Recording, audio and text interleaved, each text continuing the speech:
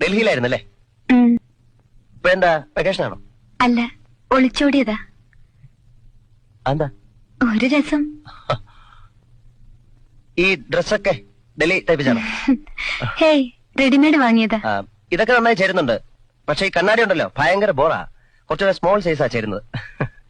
ഈ കണ്ണാടി ഒരു പ്രത്യേക തരമാ. എന്ത് പ്രത്യേകത? ഈ കണ്ണാടിക്ക് കോസ്മോ ഫ്രിൽ എന്ന് പറയും.